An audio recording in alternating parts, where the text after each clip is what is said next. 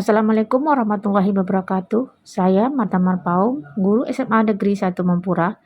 Pada kesempatan ini, saya akan memaparkan tugas 1.1, yaitu tentang koneksi antara materi dan kesimpulan serta refleksi. Nah, pada tugas modul 1.1 ini, pertanyaannya adalah apa yang saya percaya tentang murid dan pembelajaran di kelas sebelum saya mempelajari modul 1.1 ini. Nah, sebelum saya mempelajari modul 1.1 ini, saya merasa bahwa saya adalah satu-satunya sumber belajar, sehingga fungsi saya sebagai pentransfer berbagai ilmu, dan saya berharap kepada peserta didik saya harus benar-benar memperhatikan saya dalam menyampaikan materi. Lalu, saya mewajibkan ke peserta didik saya untuk menguasai materi yang saya sajikan di kelas dengan menyampingkan apakah murid di kelas tertarik atau tidaknya dengan pembelajaran yang saya berikan. Kemudian, apakah murid mengerti dengan penjelasan yang saya paparkan atau tidak.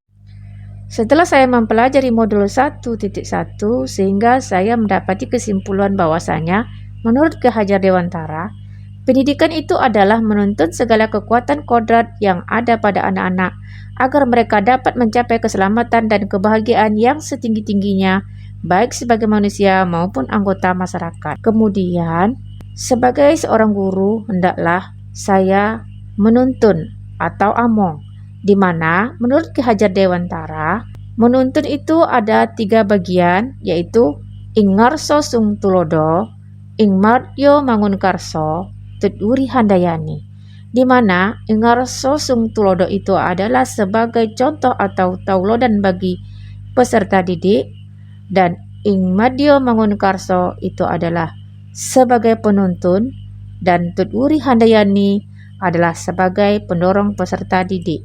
Kemudian, selanjutnya adalah memberikan pendidikan yang merdeka kepada peserta didik, di mana manusia merdeka itu adalah manusia yang hidupnya lahir atau batin tidak tergantung kepada orang lain, akan tetapi bersandar atas kekuatannya sendiri.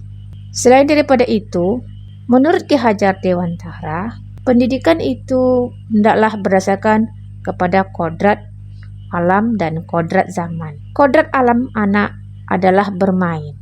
Kemudian, bermain adalah salah satu kodrat anak, sehingga pikiran, perasaan, kemauan, tenaga, cipta, rasa, karsa, dan karya, pekerti sudah ada pada diri anak-anak. Selain itu juga, permainan anak dapat dijadikan sebagai pembelajaran di sekolah. Sehingga dengan demikian, pendidikan itu hendaklah berpihak kepada anak, di mana anak bebas dari segala ikatan dengan suci hati, mendekati sang anak bukan untuk meminta sesuatu hak, melainkan untuk berhamba pada sang anak. Untuk itu, menurut Ki Hajar Dewantara, pendidikan harus berpihak kepada anak, yaitu berhamba pada anak. Pendidikan yang berpihak pada anak, pokoknya pendidikan harus terletak di dalam pangkuan ibu bapa, karena hanya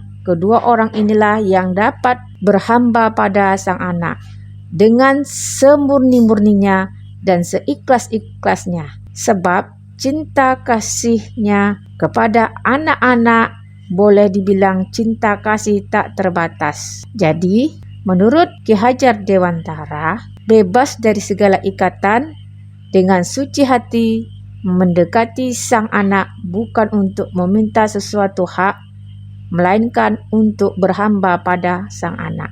Kemudian, pendidikan yang berpihak pada anak, untuk berhamba kepada anak, dan berpihak kepada anak, serta berpusat kepada anak.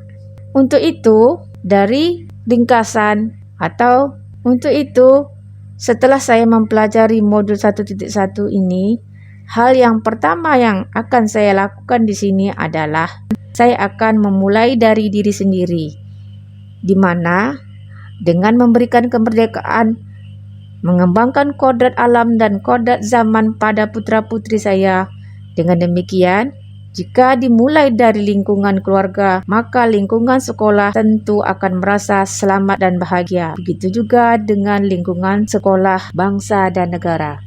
Apa yang dapat segera saya terapkan lebih baik agar kelas saya mencerminkan pemikiran Ki Hajar Dewantara? Yang pertama itu adalah pembelajaran yang memerdekakan dengan cara membuat kontrak belajar bersama dengan peserta didik. Yang kedua yaitu mengutamakan kodrat alam dan kodrat zaman yang dimiliki oleh peserta didik dengan membuat permainan berupa ice breaking di sela-sela pembelajaran. Berikut, memanfaatkan teknologi yang dimiliki peserta didik seperti menggunakan HP sebagai sumber belajar. Dan yang ketiga yaitu pembelajaran berpusat kepada anak dengan membuat kelompok diskusi ketika proses pembelajaran berlangsung. Dan yang keempat, menghambakan kepada peserta didik dengan memberikan bimbingan dan perhatian kepada peserta didik baik secara klasikal maupun individu. Demikianlah tugas koneksi antar materi, kesimpulan dan refleksi modul 1.1. Guru bergerak, Indonesia maju. Assalamualaikum warahmatullahi wabarakatuh.